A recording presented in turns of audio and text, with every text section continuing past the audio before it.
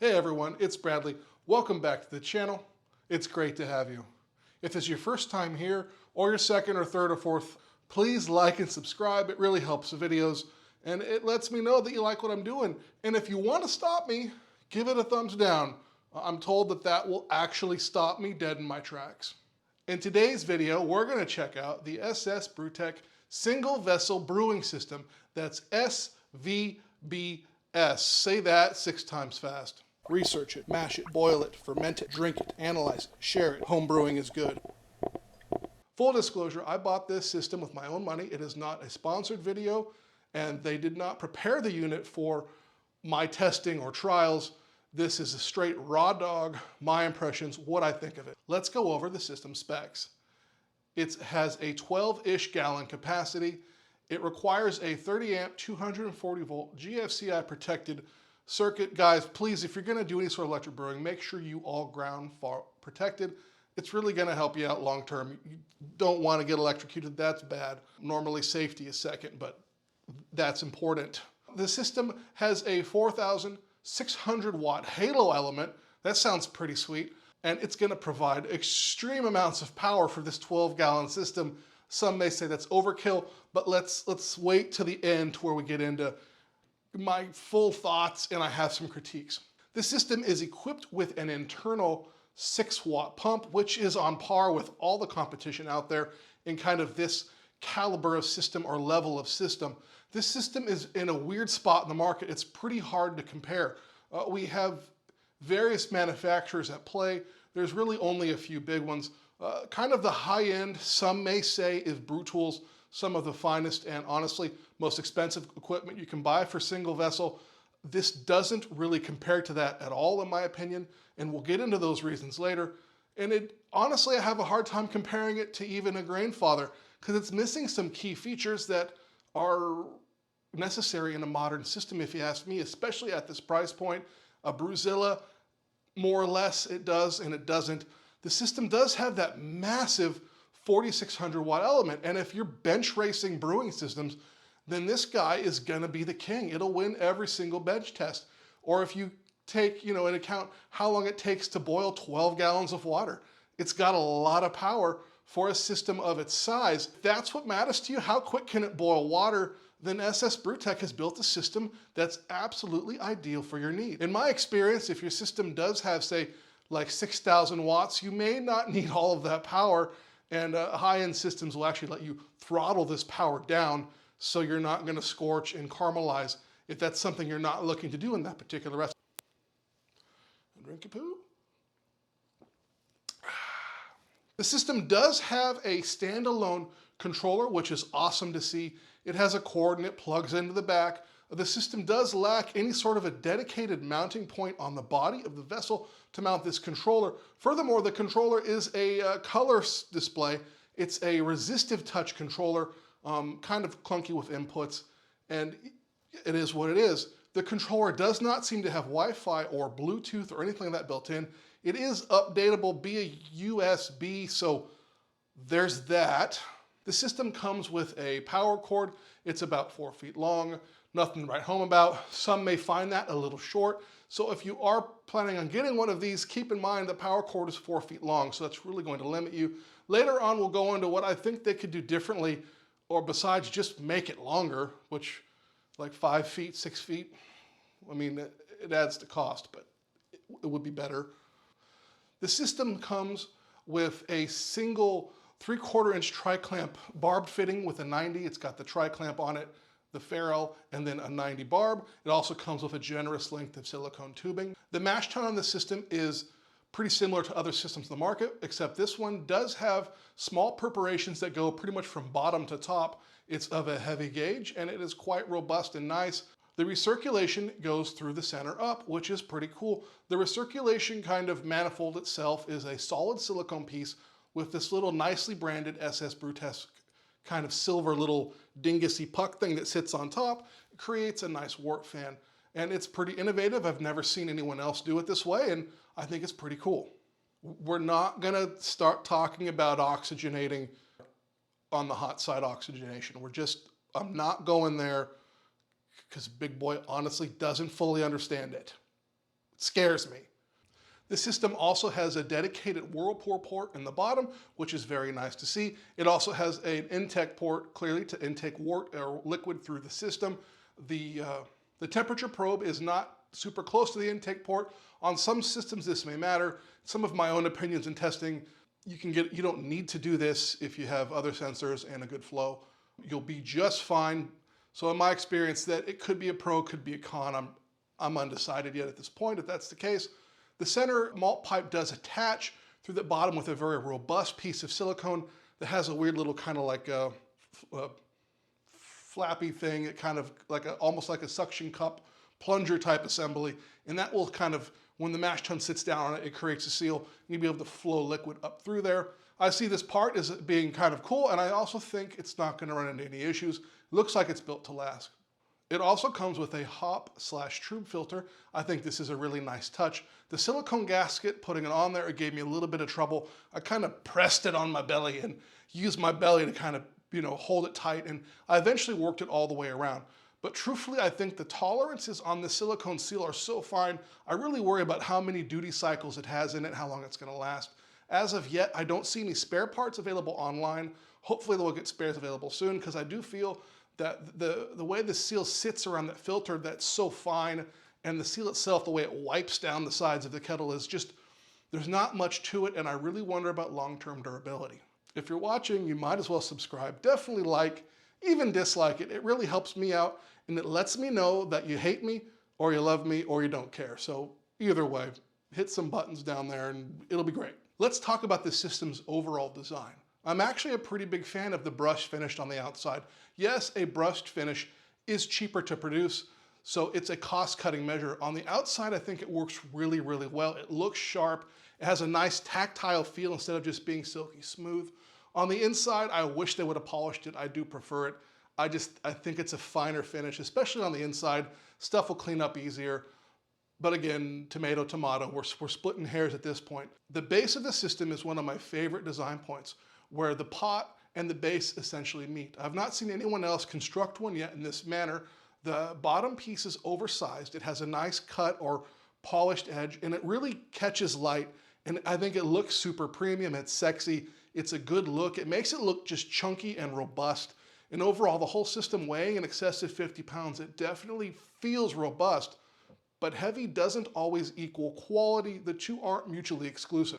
My system on the outside does have some pretty bad kind of overbrushing areas on where the handles mount, etc. To me, at this price point again, I find it to be unacceptable. The system has 3 valves on the front. These are essentially gate valves.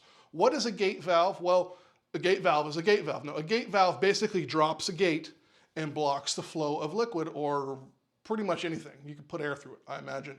These ones pinch a piece of silicone. That's a pretty creative and unique perspective. It's something SS BrewTech has really the first one to do it, and they're really running with it. Everything now pinches silicone. They pinch the end for distance. I've been known to do it too from time to time. The biggest problem with the gate valves is there are so many turns from fully open to fully closed. There isn't a clear detent on when it's actually pinching and you're just over tightening it. I really wish they would have done a different thread pitch, and maybe they could have got a closer ratio on those valves with fewer turns. I think this would be something for them to really look to do in the future to overall improve the system's overall usability. The bottom of the system is a solid piece of metal with another metal plate. I believe it's powder-coated aluminum. I could be wrong. I should grab a magnet and just see if it's magnetic or not. I don't believe it's stainless steel. It may be a lower quality, who knows, but it is solid metal. This adds to that hefty feeling, the bottom plate. Since the design of the system is overall pretty tall and elongated, I wonder if they've done this to make it appear to be more stable, although I can't figure out why, and that's just wild speculation. Some have said that the elements are user replaceable, and indeed, you can take it apart because, well, I had to look inside of it and see what was going on because I was curious. There are essentially safety Torx screws that you need to have a safety Torx driver to open up. Almost everyone has them. I look at it, I see that.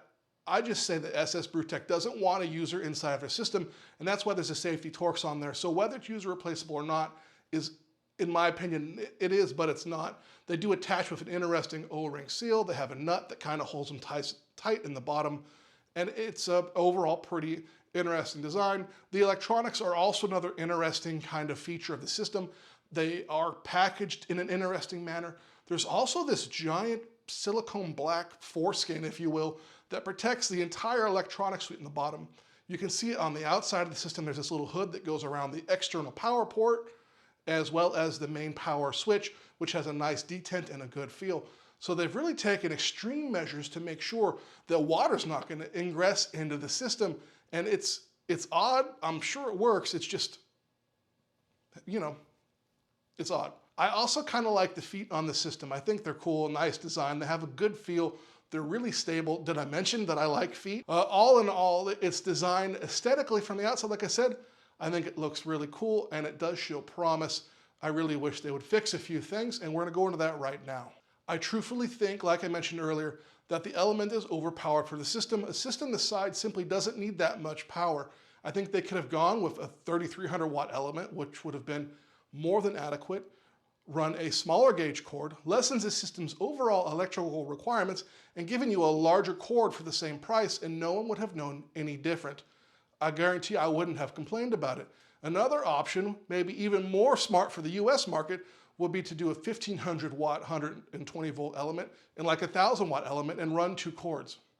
This would open the machine up to so many more homebrewers.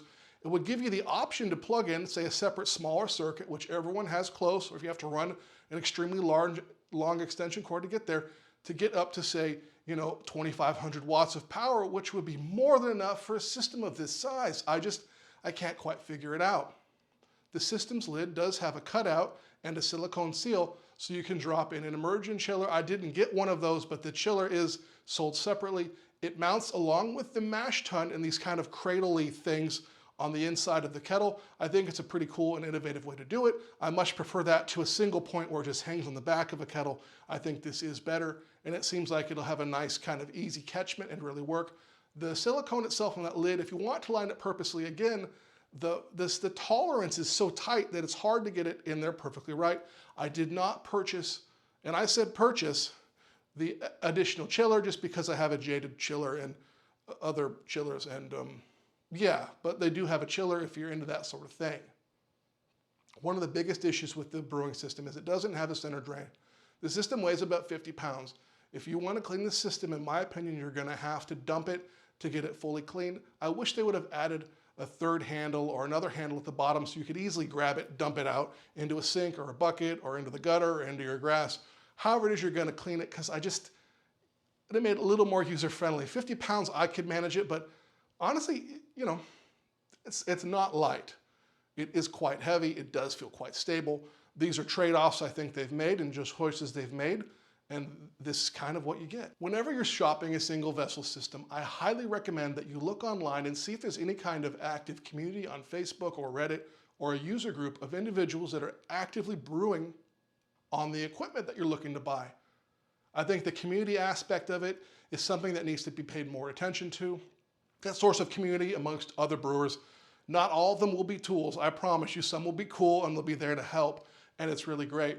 So definitely, if you're cross-shopping this, look at other brands' customer service, how they treat their customers, how quick they respond, and then look at the community out there, people using it. If there aren't an active user group, I would honestly say the system is dead on arrival.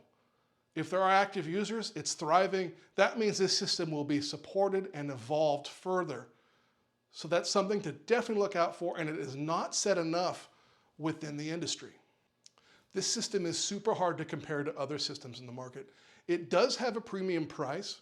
It is quite heavy, but those two don't necessarily equal premium. You have to look at other things, customer service, overall fit and finish, as well as connectivity options. I do think that they should have at least Wi-Fi at this point, and Bluetooth is quickly becoming a must in my opinion, and this system has neither. It's super hard to compare to, say, a Brewzilla or a BrewTool system. They just don't compare. It honestly compares with a system that has far fewer features, something like an Anvil Foundry, which is a great all-in-one brewing system. It just, at this point, it compares with that just based on the features you get, because at this price point, I would expect features.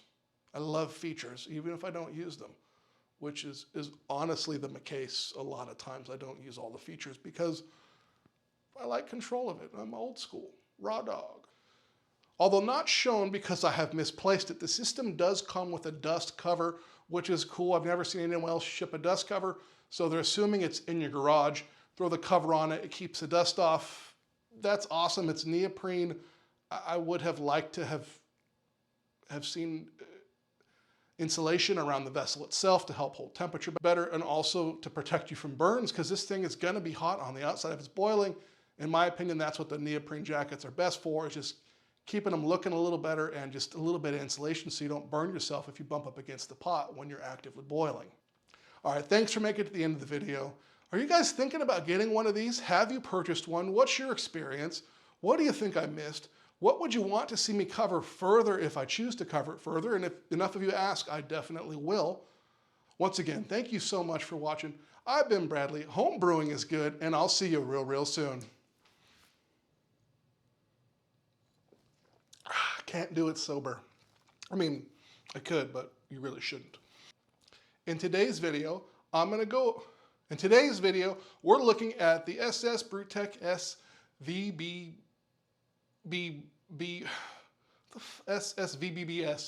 SVBS. In today's video, I will be going over the SS BrewTech SVBS.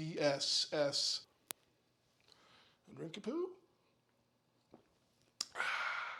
Vessel brewing system, because they like acronyms. Ooh, marketing.